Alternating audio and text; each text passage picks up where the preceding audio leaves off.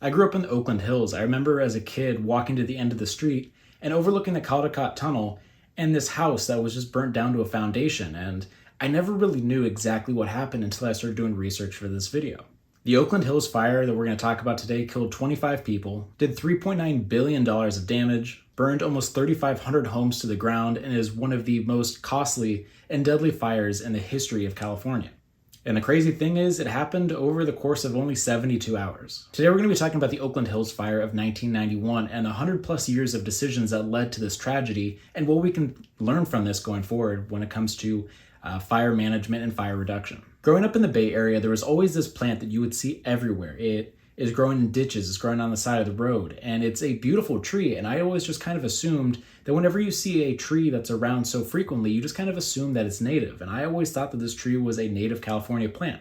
It's not. It was the Blue Gum Eucalyptus tree, and it is literally everywhere. This is a tree that dates back in California to the gold rush, when during those times, things were taking off so rapidly. People from all across the world were trying to come to the Bay Area in California to try to take advantage of this gold rush. So they needed to build rapidly. And the way they were going to do that is by using eucalyptus lumber to build a lot of the infrastructure that was going to be needed for this population boom that was incoming. And since California has a very similar climate to what was found in Australia, people at the time thought it might be a good way to bring the eucalyptus tree over and use it as a timber source for the foreseeable future. The problem is that once they realize what happens when you dry out the timber, it has a tendency to curl and twist, which makes it not very usable for the types of railroad building, houses, buildings. So it became a timber that was not very useful to the people that brought it across the Pacific Ocean in the first place. And since that point, eucalyptus, because of its similar climate to Australia, has done very well, and it is pretty much found everywhere. And according to the state of California, it is a moderate invasive species. Besides its prevalency, the thing that makes this a really nasty invasive species has to do with its reactions to being caught on fire.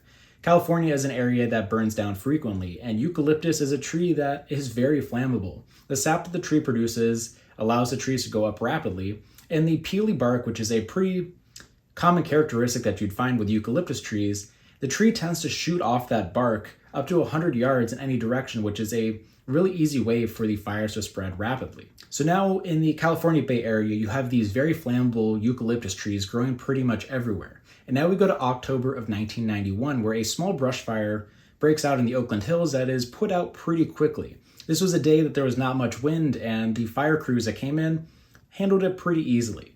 The problem is that there were still some embers that were smoldering from the previous night when, the next morning, the fire reignited.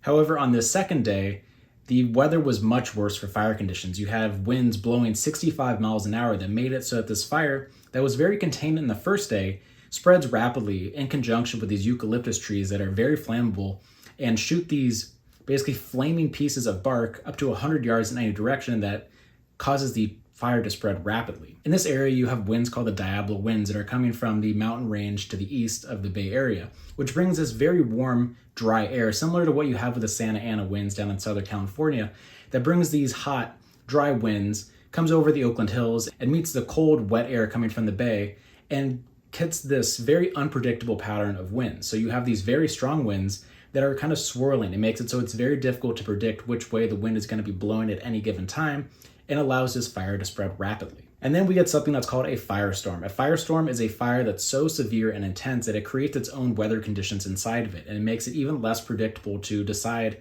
which way the fire is going to spread. As fire management goes, you're able to mitigate some of the damage by having stuff burnt before the fire can actually get there to make sure that the fuel sources are limited by the time the main fire gets there.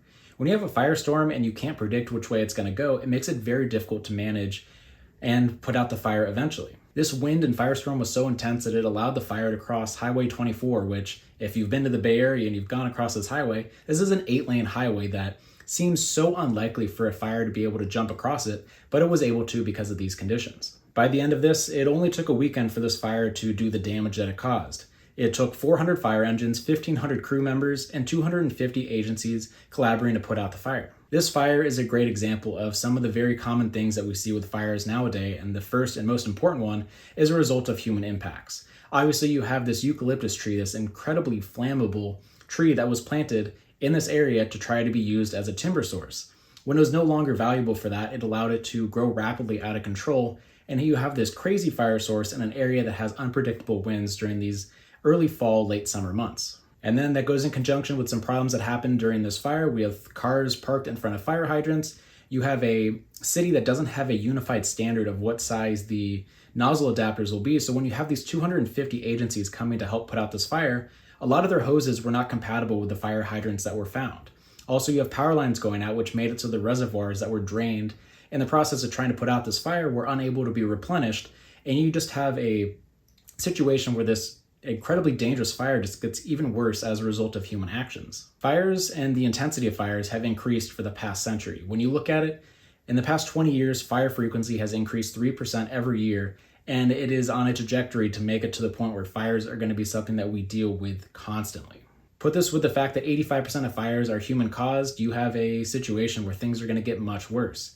A very famous fire in the Portland area is the Eagle Creek Fire in 2017 that caused the Columbia Gorge to basically burned to the ground, and that was caused by a 15-year-old boy lighting off fireworks during a time where there was an overall fire ban. So with fires being started more and more frequently by humans, we need to put something in place to try to stop this. Fire is an important part to the circle of life. It allows for forests to restart, and areas that have been previously overgrown by undesirable species get burnt out and are able to be replenished by native species. You have some species that are 100% reliant on these fires to reproduce.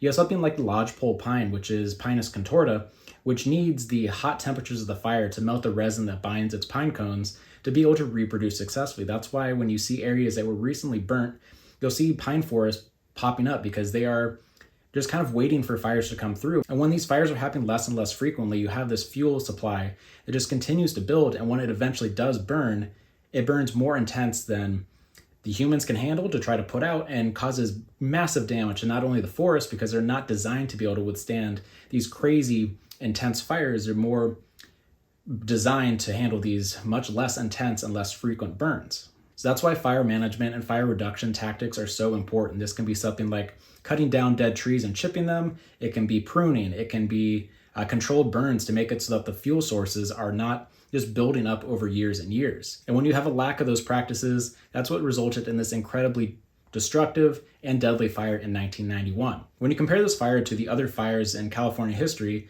actually it's worldwide, but it's just that California has all of the most devastating fires, there's something that's very different about this fire compared to the other ones, and that's when you look at the acreage burned. You have just around 1,000 acres burned for this fire over the course of 72 hours, compared to some of the other fires that have only happened in the past 5 years. You see that this is a very common problem that's going to continue to get worse over time. So this is why fighting climate change is so important. This is a positive feedback loop that as the planet continues to warm, fires are going to be more and more frequent, and as you have more fires, more carbon dioxide is going to be released into the atmosphere, which is going to make it worse and worse. And that's why we need to take a stand now and why we need to have action on climate change. So this is the story of the Oakland Hills Fire that burned down my neighborhood back in 1991, 5 years before I eventually moved in there with my family. And this was a story that I never really knew was based on an invasive tree, the Blue Gum Eucalyptus, that was brought in the gold rush to try to be a timber source for the expanding population. Decided that it was not actually a good timber source and allowed it to reproduce rapidly and get out of control. You have this tree that is very easy to light on fire and spread fires in an area that's going to continue to get damaged by these intense fires in the foreseeable future. So this is a story of how you have one of the most destructive fires in the history of the world happen in only 72 hours, and it's something that happened right in my backyard. So if you have any other topics that you'd like me to hear my thoughts on, be sure to leave them in the comments down below. And I've left additional information about this fire reduction, the Blue Gum Eucalyptus, in the description if you want to read up more on that. Thanks for watching. I appreciate all the support, and I'll see you in the next video.